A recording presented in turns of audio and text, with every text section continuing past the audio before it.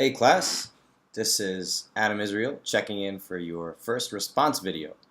So what I'm going to do in this video is respond to the discussion that's already happened on Blackboard, and then I'm going to point forward to some of the ways in which what we've discussed so far connects to where we're going. So with that said, let me jump into discussion one and some of the things that I noticed in the discussion, which was actually great. Let me just say before I get into anything else, I think you guys did a great job. You're really off to a really good start, and I think you've got the right idea. Let's see. So starting off, the first aspect of the course was these questions that I asked you to pose and that you had a conversation amongst yourselves. And the first question that Michaela posed was whether Hammurabi's laws favored certain groups, whether it be rich or the poor, or women, men, etc. Right off the bat, John's response to that is kind of interesting. John points out that judges got light punishments for mistakes in their judging, while other specialists were punished with death. Michaela pointed out, like, for instance, the physicians who seemed to be killed right away for their mistakes. This is sort of interesting. Right off the bat, we're in a conversation about the relationship of politics to specialists in society.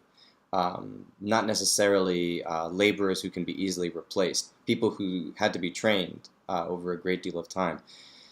The issue of the relationship of specialists, the rulers, and the sort of productive classes is going to be a persistent question. As you'll see really soon when we get into Plato, Plato assigns the specialists in society to a particular role, mediating between the sort of farmers and non-specialized laborers and the ruling class, or the king. Because of their specialization, they can't be replaced, and so their role in society has to be somewhat mediated. And you can already see that, for instance, in Hammurabi's code, as you're pointing out. Judge indemnity. This is something that seems to be coming up in a really intense way right now around the appointment of the Supreme Court justices. As you may have noticed, Trump has been in the news recently for his threats and critiques of the judge who's in charge of the investigation into Trump University. And the sort of controversy that's erupting around that has to do with the idea that when it comes to interpreting justice, there's something important to the idea of having people who are somehow unbiasable because they're not easily punishable. But that gets to the point that came right up after that. Vlad brought up this idea that, in a sense, he makes this point that certainly in the medieval era and in other points in human history, there's this idea of people being above the law. And Vlad suggests that in a way, the ruling class in the Code of Hammurabi is putting itself under the law in a way that's perhaps more restrained than the unlimited powers of a medieval king. Putting aside for the second whether that's true or not, I think it is a really good way of thinking about why professionals in society have some kind of different relationship to the law. So this is a really good thing to keep thinking about. But then, once we get into Hobbes, Locke, the Putney debates, and some of the issues that erupt once the kings are much more directly challenged, that question of to what extent is the ruler themselves subject to their own laws? If you make the law, doesn't it seem as if you'd be in a different relationship to it than your subjects? Hammurabi himself, it's interesting that Vlad suggests that Hammurabi is subject to his laws. I'd be curious where you got that from the text. It is true that Hammurabi suggests that his laws came to him and that he didn't necessarily come up with all of them out of his own creativity, but received them as a divine law. But whether he's actually subject to them, that is an interesting question and not totally obvious. So let's keep thinking about that. Vlad also makes an interesting point about perhaps part of the point of the code is to keep class conflict to a minimum. And so there should, this is the idea of there being different levels of punishment. Something that a lot of you noticed, which is 100% accurate, is that there are different punishments depending on your position in society. So, eye for an eye is actually not how the code works. It's eye for an eye if you're social equals. If you're not equals, then you can pay a small fee instead of having your eye poked out. And certainly if you poke out the eye of a slave, then you pay the owner, not the slave. And so a lot of you picked up on this issue of the way in which class and social class is right away a big part of Hammurabi's code. But Vlad's point is kind of interesting, which is that let's say we take for granted the idea that it's a class society, that Hammurabi is not going to create a radically communist society in ancient Babylon. And in that context, establishing different levels of punishment actually makes sense and would help to keep like conflict between the classes to a relative minimum. I think that's actually a very interesting suggestion and something worth keeping in mind. If you're not going to abolish social class, how do you take it into account? And if you are going to abolish it, what do you do in the meantime? If you imagine that political processes are going to take some time, you can't say, well, my first law is there shall be no social classes in a very classed society. Like, for instance, if you've got these agricultural workers, these professionals, and a king, what's the road between that and some kind of equalization of social status? There's a good question to keep thinking about. Angus's question that he posed is, what does the code tell us about Babylonian society? Which provoked a lot of really interesting responses. Wendy brought up the idea that slaves and children were considered property. Interesting point. What I would pose to you is there a difference between how children and slaves respectively are considered property, and also women? And I'd suggest that in each of the cases, it's a very different kind of unequal relationship. And importantly, children who are property at some point get to be their own property. They take property of themselves if they're born into a free family. Once in 2 weeks from now, we're going to be looking at colonialism, the European colonization of Africa and South America. And in that context, a really interesting shift happens from considering colonial others as sort of natural slaves. We're going to see Aristotle make an argument about that. So shifting from seeing them as natural slaves to seeing them as a kind of like political children who need to be educated. And so the issue of children as property is something worth thinking about. Very recently, like in the last 100 to 200 years, I mean recently, world history recently, children's rights and children's political rights have become increasingly significant. And so the idea that, just because they're children doesn't mean that they shouldn't have any kind of rights. They should be able to demand that the government intercede if they're in a situation of neglect or if their rights are being violated, but even that their voices should be taken into account somehow. And so there have been outreaches by, for instance, in the United States, outreaches by the government to try to incorporate them and somehow into, like for instance, local politicians going to schools, but there's not much actual solicitation of their advice, actual participation on their behalf in the political process. And I'd be curious what you think about that. So the issue of children's political rights, and whether children should be thought of as a property of their family until they come of age. These are things that are at stake in the Code of Hammurabi. Also, animal rights. There are states several states in the United States where there have been shifts in how to consider animals. Instead of considering them as the property of people, and if you hurt someone's pet, you've damaged somebody's property, to the idea that the animals might have rights themselves. So, further things to think about. Let's see. Something that, again, one of the big topics of conversation among all of you, much to my interest and excitement, is that you really zeroed in on this question of gender, which is very, very apropos. John noted that, for instance, the law punishes the builders of a house only if it collapses on the son, but if it collapses on a daughter, there's not such a big deal. And there's all throughout the Code of Hammurabi, and I'm going sequentially here, so we'll get to more of the remarks about the role of women. But at the same time, so going back and forth, you have a kind of persistent, you guys noticed a persistent disanalogy or disequilibrium, asymmetry between how women are treated and how men are treated. But at the same time, Xavier brings up a theme that a lot of you come back to, which is this idea that on the other hand, there is some kind of equality that's being put forward by the Code of Hammurabi. And Xavier puts it, equality before the law. This is really a great point. And it's going to come up at the beginning of next week, so in 2 or 3 days, when you read Pericles' funeral oration. One of his key distinguishing traits of Athens as a city is that it practices what he calls isonomia, which means equality before the law. And this is a very important concept for Pericles' democracy.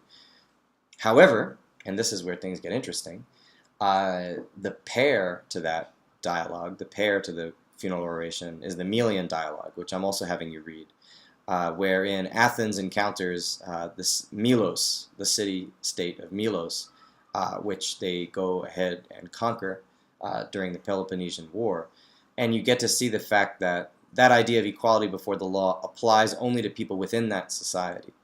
And so Athens had a very different understanding of how the law applied to Athenians versus to members of their empire. Hammurabi, in that sense, applies this law to everyone within his empire.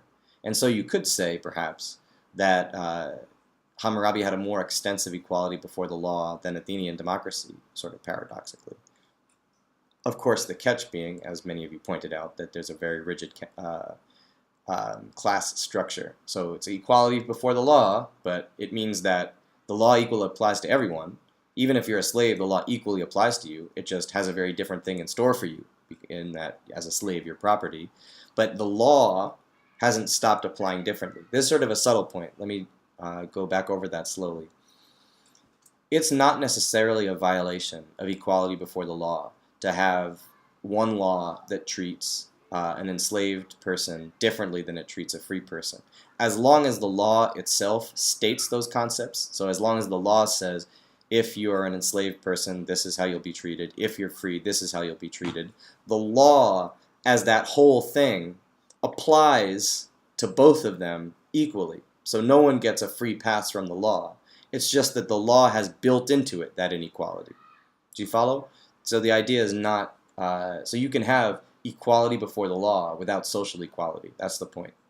Non-equality before the law would be something like, there's one set of laws that applies to free people, and then unfree people aren't covered by the law. You can just do whatever you want with them, and they're not subject to the law. Or they're subject to the law only if the king says it, or something like that.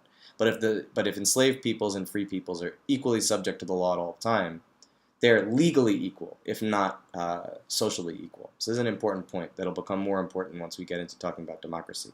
So let's keep thinking about that. Helen sort of gets at some of this idea talking about lex talionis. She brings up the idea that lex talionis as a form of equalizing tries to get some kind of equalizing of punishment. This is a really good observation. I'm going to come back to that once we get into the lex talionis question that I posed. But Helen's already on this point here in her response to Angus. So let's keep going. Sham makes another really interesting point. He says the laws seem to have a sort of a flawed logic in that they apply sort of in his understanding. He says, well, some of the example of flawed logic include codes 1, 2, and 3, which deal with the accuser not being able to prove that what they're accusing is true. And this seems sort of illogical, and it shows that there's a way in which law hasn't completely settled in, that there's something experimental about the Code of Hammurabi. I really like this idea because it's very contradictory with how Hammurabi is trying to present his law. Hammurabi would be really disappointed in you because Hammurabi wants his law to seem like God made it, so it should never give you the impression of being flawed. It's presented as a divine law. And so you have to think, that must have meant that Hammurabi must have seen this as persuasive. But the fact that it appears to you as experimental is really interesting, and I think it gets at the idea that the idea of justice itself has shifted a great deal since the Code of Hammurabi. But I really like this idea of logical. Is the law logical? Is the punishment logical? And I think that Helen's point right before that about Lex Talionis trying to create some kind of logic stands in a sharp contrast, actually, with a lot of the laws of punishment. Lex Talionis, say what you will, call it brutal, but it's very logical.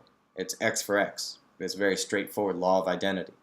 Um, but it's in a sort of sharp contrast with some of the penal codes. Um, Things to keep thinking about. Finally, last among the questions that Group A posed, Jonathan jumped right into the issue of women's rights and asked, well, to what extent are the rights granted to women adequate?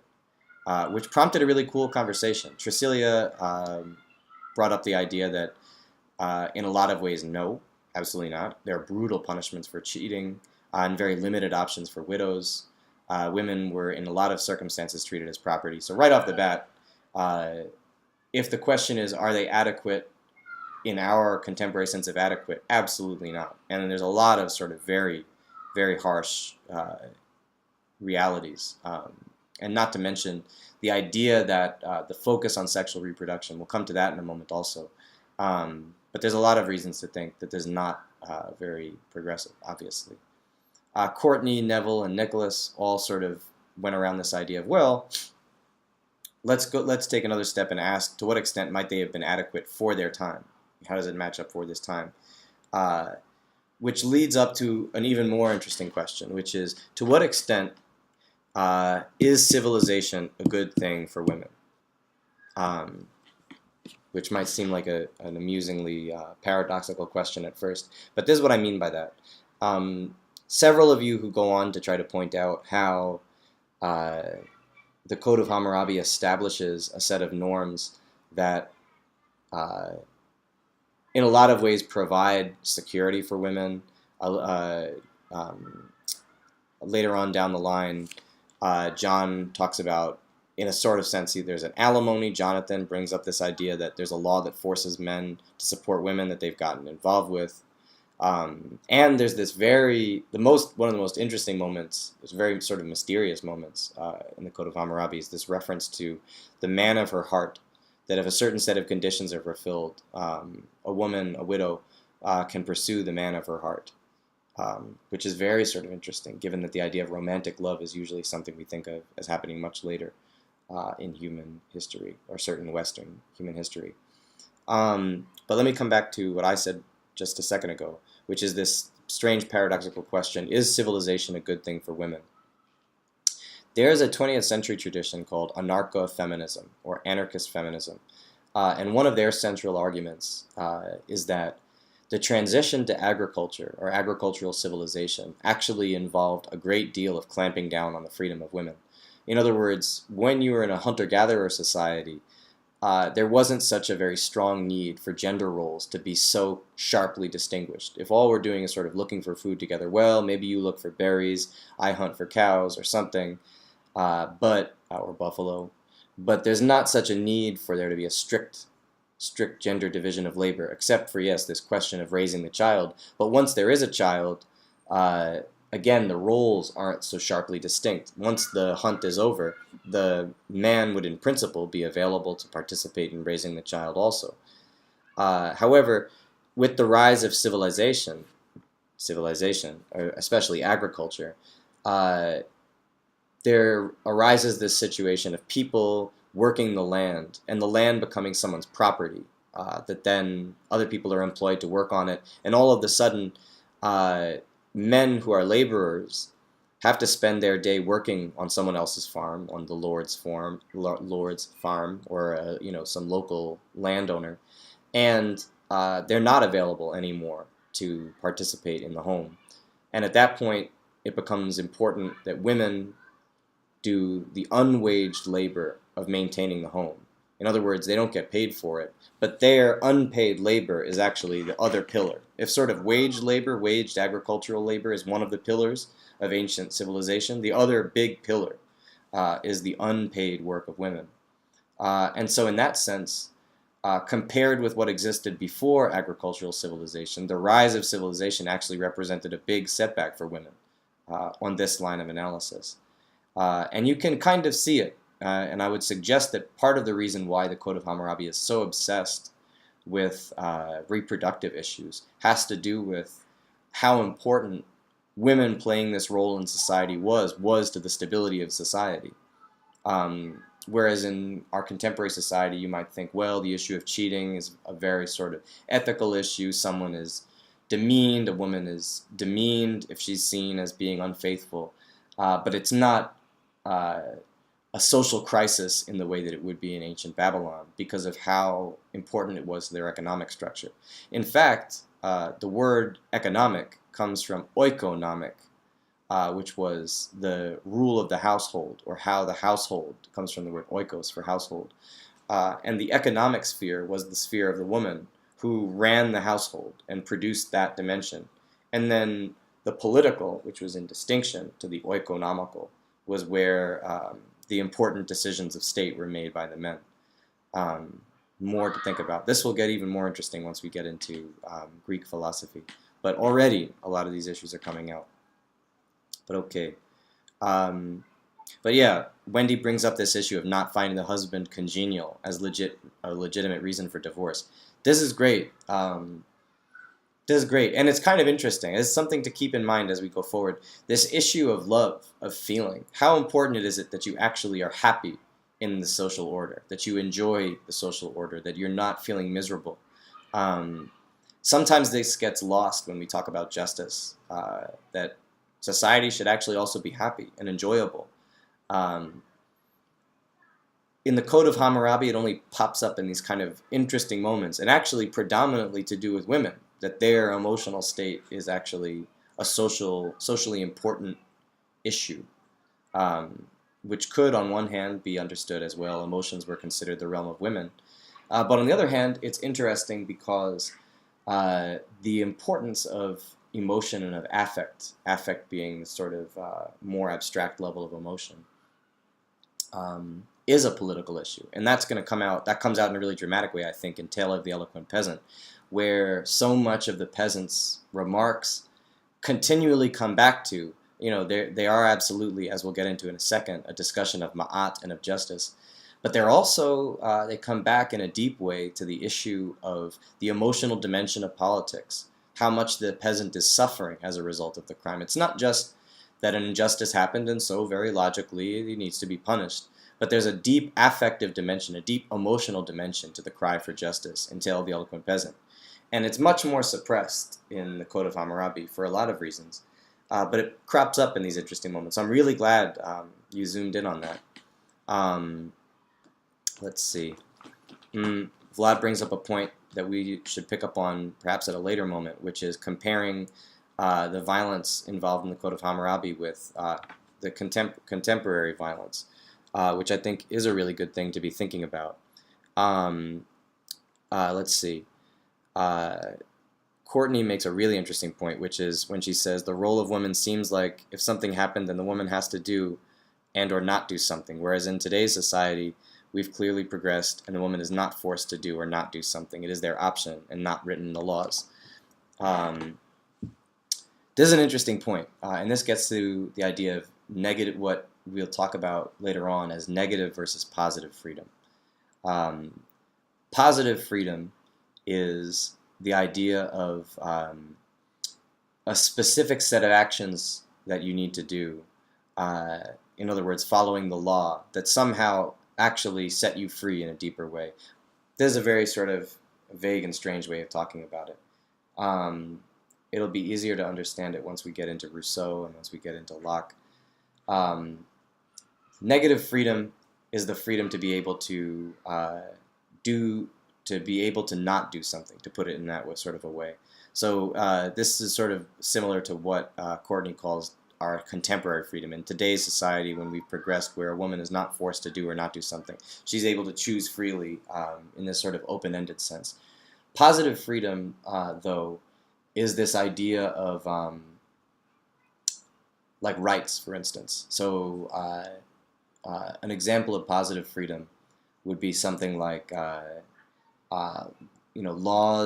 laws demanding minimum wage. Minimum wage law is a good example of positive freedom. It's something that you're compelled on, and so an employer who's employing someone can't They don't have the the pure freedom to do whatever they want. Similarly, a worker can't offer to accept a wage below the minimum wage, so it seems like their freedom is constrained.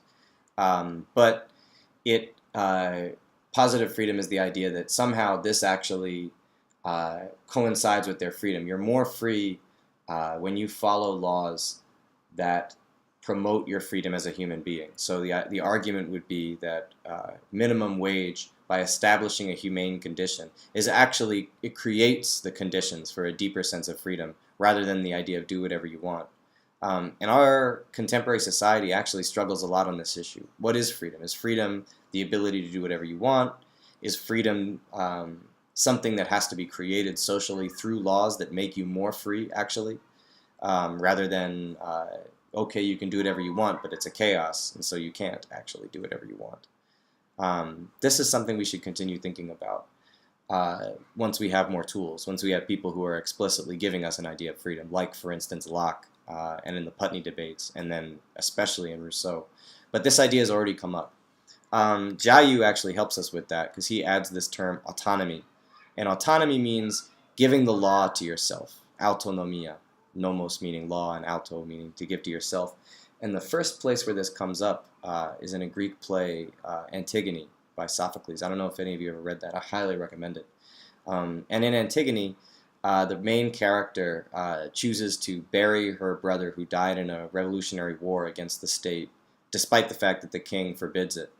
And she argues, she's described as autonomous, or having autonomia, giving herself a law instead of following the laws of the state. So yeah, there's a whole idea of what is freedom. Autonomia, the other Greek word for freedom is eleutheria, and we're going to come up and find that in Pericles' funeral oration. And what is the difference between this kind of open-ended freedom and the freedom that comes through the law? Okay, question. Let's see. Diana brings up this point of the brutality of Code 135, where a woman who's had a new husband and children while her old husband was in prison is forced to go back to the old husband. Yeah, there's a great contrast with all of these moments where it seems like there's some kind of appreciation for the emotional reality of subjects sort of peeking through. Then there's something like, well, if you have a whole new family and kids and you've moved on, but somehow your husband gets out of jail, you have to ditch all of your kids, ditch your old husband, and go back to the old one, which seems to fly in the face of any kind of appreciation of the emotional reality of subjects. All right, so much so for the discussion of Group A's questions. Excellent job, by the way, guys. I really am impressed with the way this conversation developed. So then, after that, there's some responses to the questions that I posed. You may have noticed Wendy and John and I were having a conversation on the discussion board about this issue of funding the government through fines imposed for crimes. I posted up a link about this issue in Ferguson. In other words, a big part of certain city governments, even in the United States, is fines paid as a result of committing crimes. And one of the criticisms is that this leads to a very unjust motivation to find people guilty.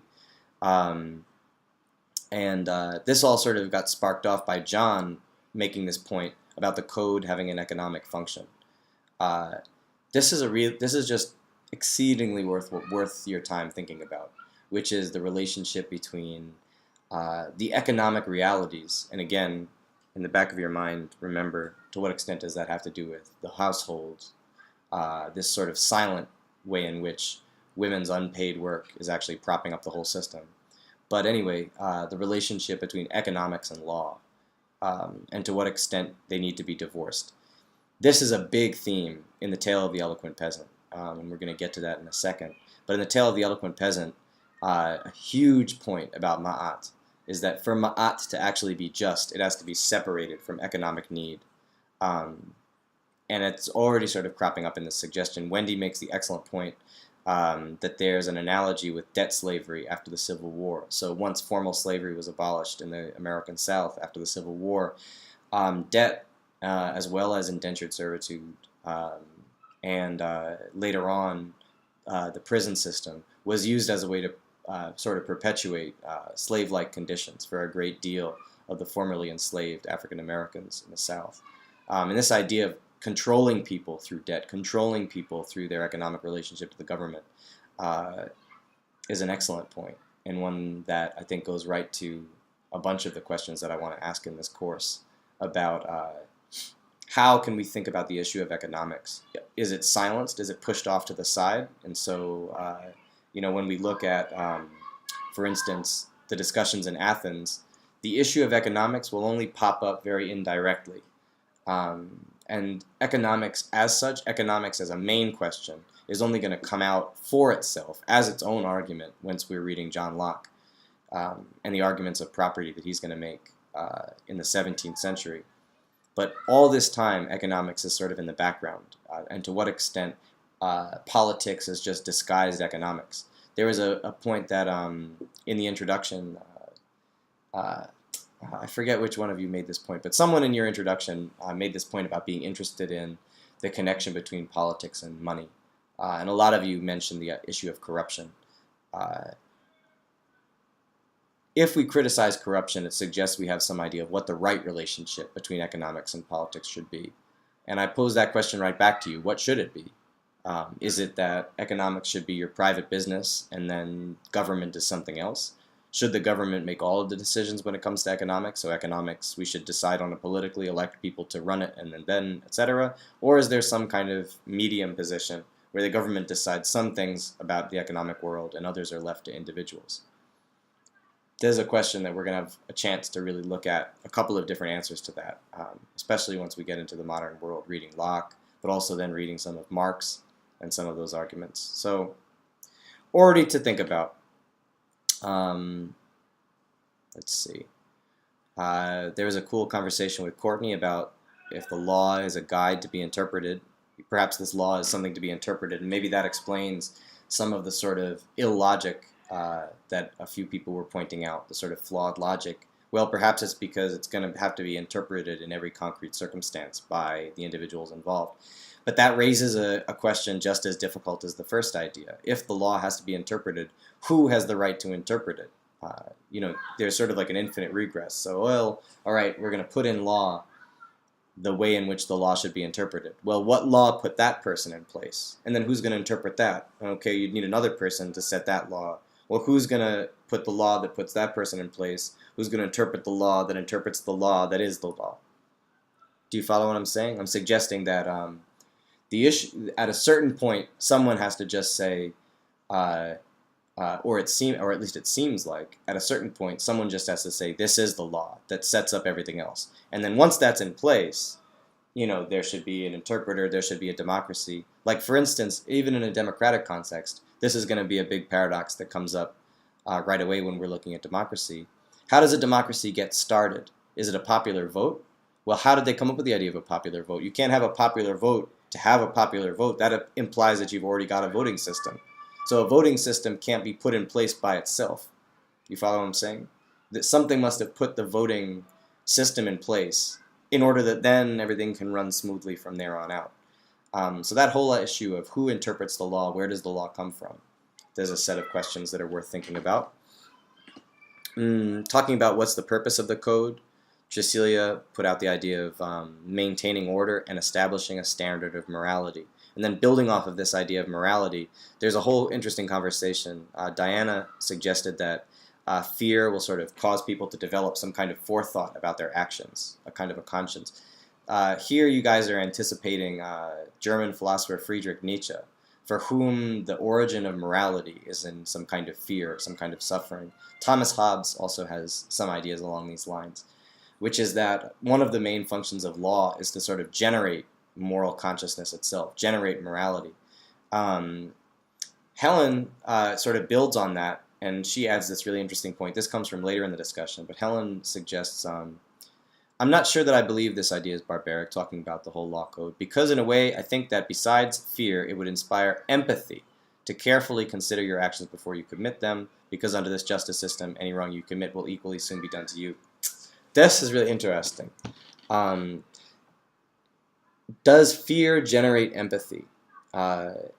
it definitely seems like a bunch of law codes are framed that way, that somehow if we force people to be mutually accountable, eventually around that reality a kind of empathy will come about.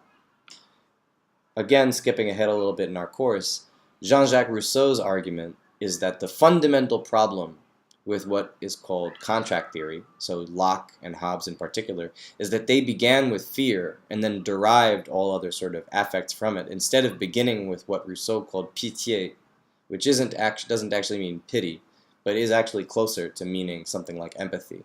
And for Rousseau, that was actually more primordial. And it's again sort of civilization itself distorted that sort of primordial empathy, which Ching picks up on here, and again, forgive me, and send an email to me if I mispronounce any names. But Ching made this point that this law seems to be kind of dangerous. The strictness of it makes it seem less persuasive to me, and as far as I'm concerned, although it would make maintaining the society's order much easier, it would also fill the society with enmity. And this way would be sort of like a double-edged sword. So this is sort of like the counter-proposal. Perhaps it's not the case that these laws of fear would generate widespread empathy, but in fact generate a sort of perpetual enmity. And in fact, for Hobbes, it's a state of universal war and fear that lies behind all social reason. And so in that sense, the law is just a redeployment of fear. It's not going to cultivate empathy on this reading. So I'm glad we got this really sort of interesting contrast between Diana, Tricilia, Helen, and then Ching.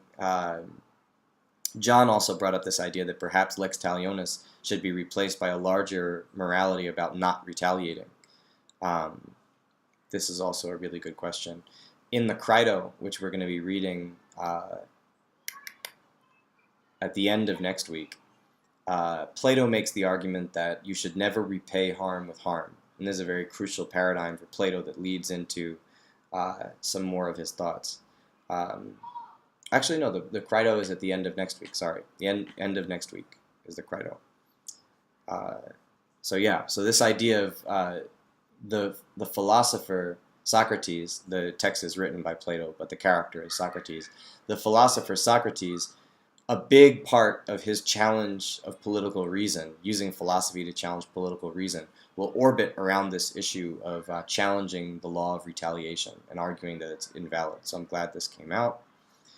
Then as for the question around what's the role of the prologue and epilogue, Jonathan made this point that he really highlighted the protecting of the weak and the oppressed from the strong. And the ruler not being selfish but motivated to benefit the well-being of society. Absolutely. And I think this is something that I really want you to take away from the prologue and the epilogue, is how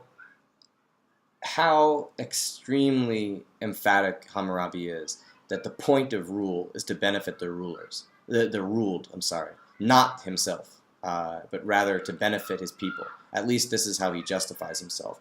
Now, what's the purpose of saying that? This is a more open question. Is this not actually how he feels? Is this what he thinks will be popular to say? Or is there a sense in which, in order to be a legitimate king, you have to do this sort of promoting of society role? But then if that's true, and this is the sort of interesting follow-up, why inscribe the weak and the oppressed as a perpetual reality? Why not say, and then Hammurabi made it so that there were no longer any oppressed people, and it was an equal society, and everything was great. Instead, he's saying that his job is to always protect the weak and the oppressed from the strong. And Michaela sort of highlights a second element here when she points out this idea of him being the father of subjects.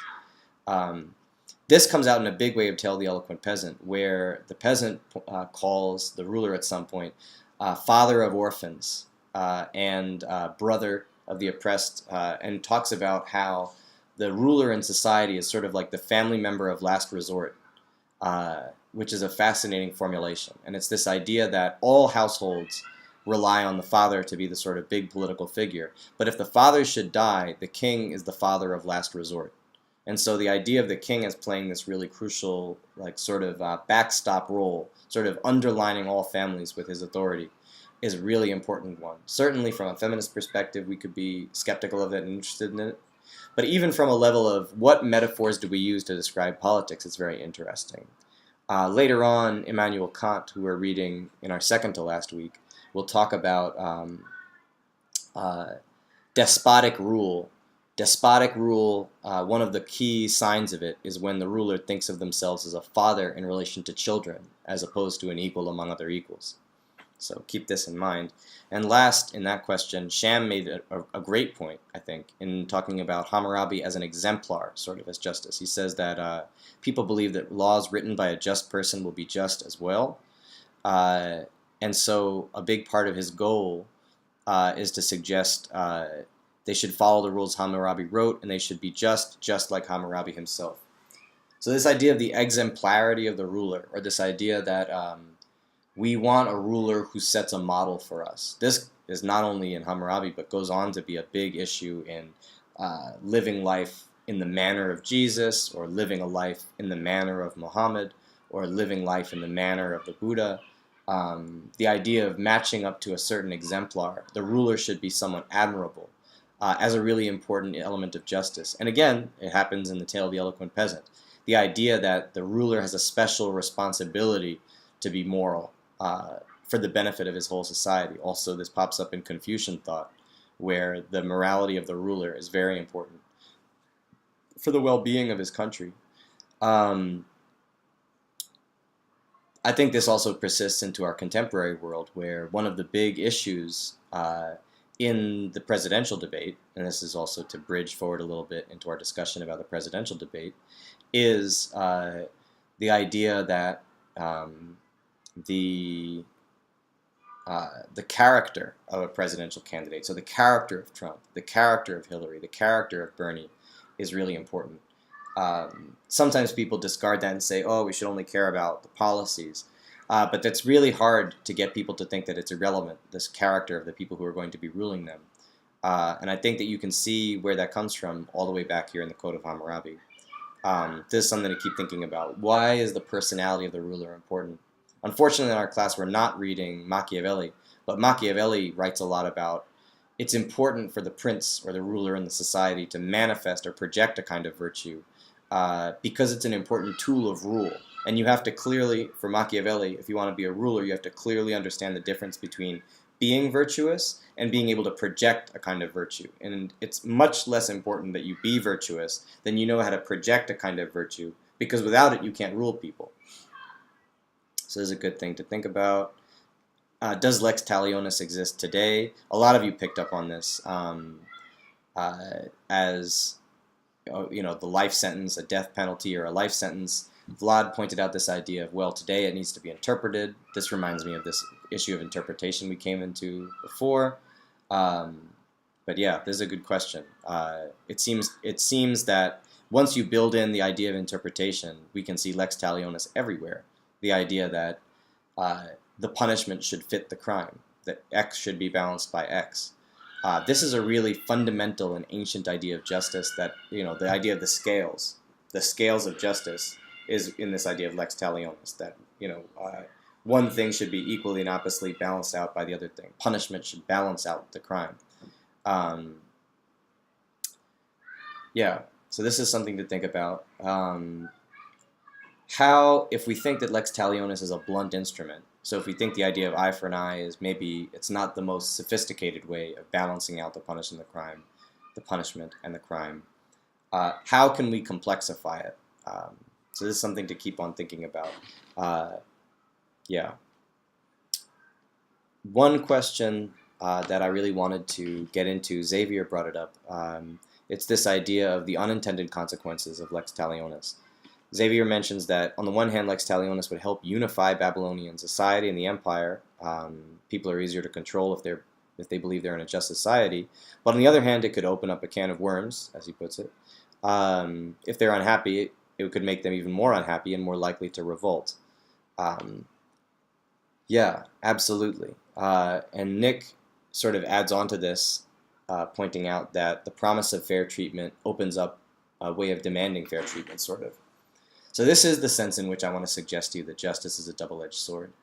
This is a really key point for the course and for you to understand, which is that justification to justify yourself with the idea of just laws, I'm the ruler because my laws are just, is a very strong argument for why people should listen to you, why people should follow your commands. However, it opens up a very critical counter push, counter effect, which is that as soon as you've said, here are my just laws, you're now accountable for them. And this is even if we don't say you're subject to your own laws, and you might not be punished if you steal something as the ruler. Maybe that's not going to happen in an ancient society, but you are at least on the hook for enforcing your laws justly.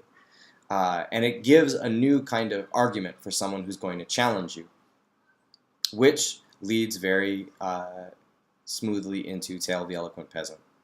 So the most important thing about Tale of the Eloquent Peasant that I want you to make sure to understand is the way in which it shows how justice functions as a double-edged sword in this way. And what do I mean by a double-edged sword? I mean that on the one hand, Neb Cowray, the king in this Tale of the Eloquent Peasant, is presented as the justified. And right off the bat, his power is legitimate because he's a just ruler. However, his very establishment of an idea of justice puts into the hands of the peasant a great tool for challenging the rule and challenging directly the ruler and demanding some sort of justice.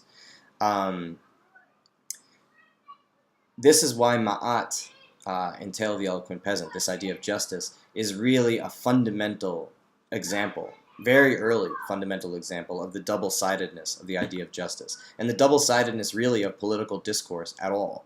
If we begin talking about politics, and we begin talking about how our political world should be organized, we set up a criterion against which it could be measured to be found wanting.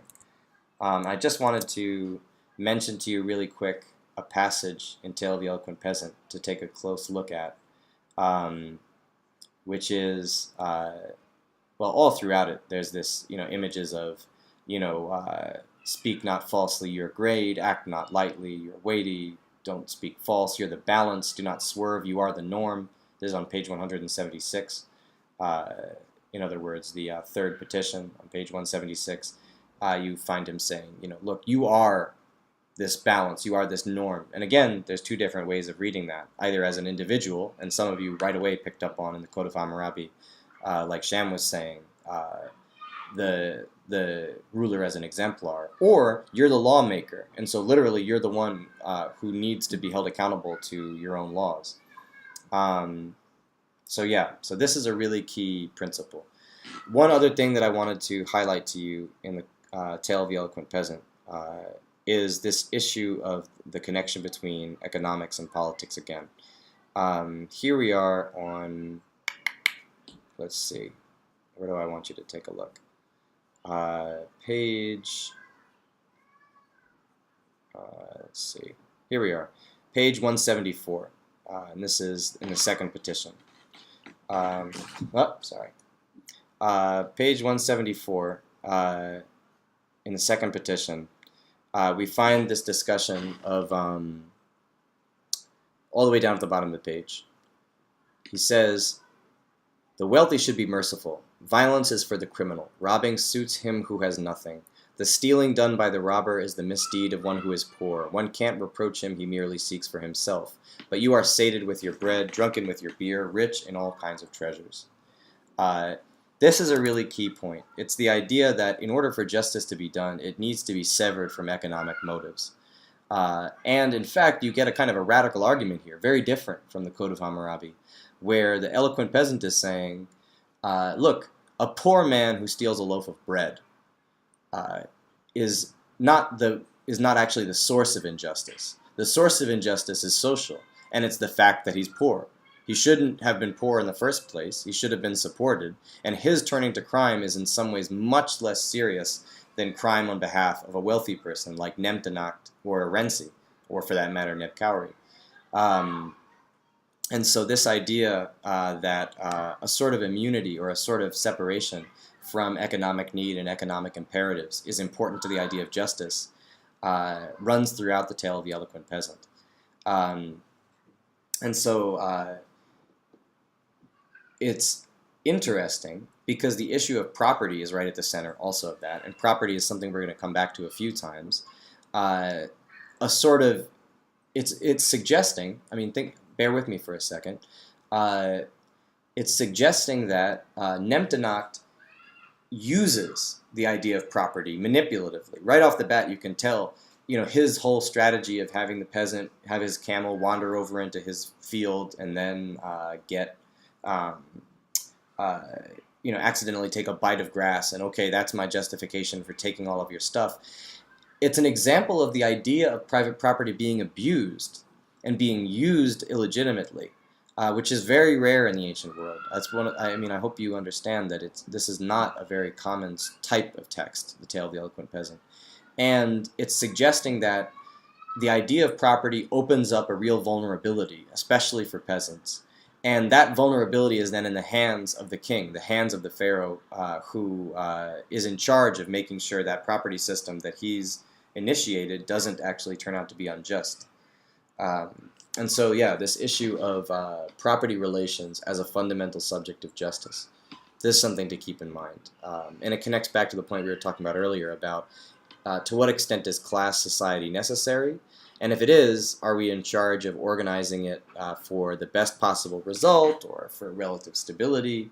So this is something to know about the issue of ma'at in ancient Egypt, is that it was an economically sensitive concept of justice. In other words, it responded differentially to economics, whereas the Code of Hammurabi deals with economics, but it organizes its idea of justice according to class, rather than specifically organizes it according to property.